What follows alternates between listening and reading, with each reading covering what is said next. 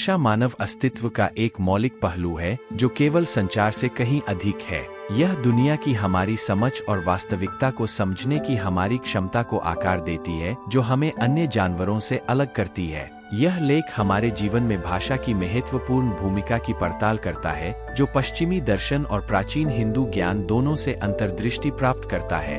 मानव भाषा की विशिष्टता। जानवरों के विपरीत जो एक संवेदी धुंध में रहते हैं, मुख्य रूप से तात्कालिक उत्तेजनाओं के प्रति प्रतिक्रिया करते हैं, मनुष्यों ने अपने परिवेश को समझने के लिए एक उपकरण के रूप में भाषा विकसित की है। जबकि जानवर मुख्य रूप से सहज ज्ञान और संवेदी इनपुट पर काम करते हैं, मानव वास्तविकता की एक अधिक जटिल समझ बनाने के लिए भाषा का उपयोग करते हैं। प्रारंभ में भाषा को केवल व्यक्तियों के बीच संचार का एक साधन माना जाता था, हालांकि इसकी भूमिका कहीं अधिक गहन है। भाषा न केवल वह है जिसके द्वारा हम दूसरों के साथ संवाद करते हैं, बल्कि वह भी है जिसके द्वारा हम खुद से संवाद करते हैं। यह वह आंतरिक संवाद है जो हमें अपने आसपास की दुनिया को समझने और प्रसंस्करण करने में मदद करता है। शब्दों की शक्ति। जैसा कि पश्चिमी दार्शनिक लुडविग विटगेनस्टीन, इस क्षेत्र के सबसे प्रसिद्ध विचारकों में से एक, ने कहा है, दुनिया को समझने के लिए भाषा हमारे लिए महत्वपूर्ण है।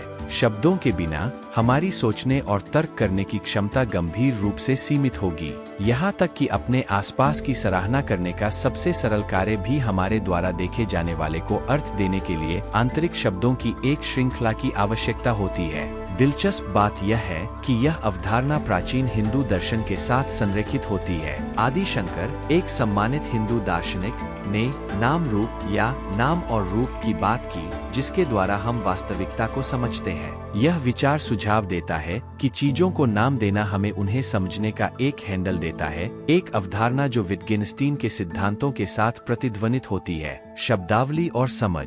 हमारी शब्दावली की विस्तृतता सीधे जटिल विचारों को समझने और व्यक्त करने की हमारी क्षमता को प्रभावित करती है। एक सीमित शब्दावली विचारों और भावनाओं को सटीक रूप से व्यक्त करने की हमारी क्षमता को प्रतिबंधित कर सकती है। उदाहरण के लिए, प्राचीन हिब्रू में चिंता के लिए एक शब्द की कमी ने लोगों को इस भावना को हड्डियों में फूटना या पूरे शरीर में उबलना के रूप में वर्णित करने के लिए प्रेरित किया, जो दर्शाता है कि भाषा की सीमाएं अभिव्यक्ति और समझ को कैसे प्रभावित कर सकती है। भाषा और आध्यात्मिकता। हिंदू परंपरा में भाषा का महत्व आध्यात्मिक क्षेत्र तक फैला हुआ है। मंत्र या पवित्र ध्वनियाँ दिव्य के साथ जुड़ने के शक्तिशाली उपकरण माने जाते हैं। रामायण की कहानी, जहाँ राम का नाम जब एक पत्थर पर लिखा जाता है, उसे तैरने की अनुमति देता है, हिंदू विश्वास को दर्शाता है कि भगवान का नाम भगवान की अवधारणा से भी अधिक शक्तिशाली हो सकता है। यह विचार आध्यात्मिक प्रथाओं में भाषा के महत्व को रेखांकित करता है।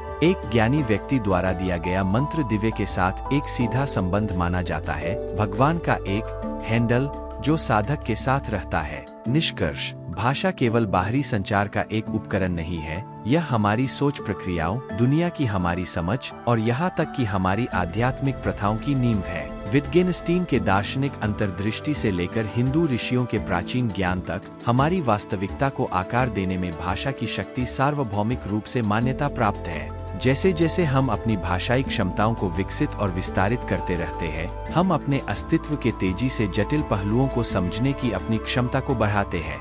भाषा अपने अनगिनत रूपों में मानव संज्ञान का एक आधारशिला और हमारी आंतरिक दुनिया और हमारे चारों ओर की वास्तविकता के बीच एक पुल बनी रहती है।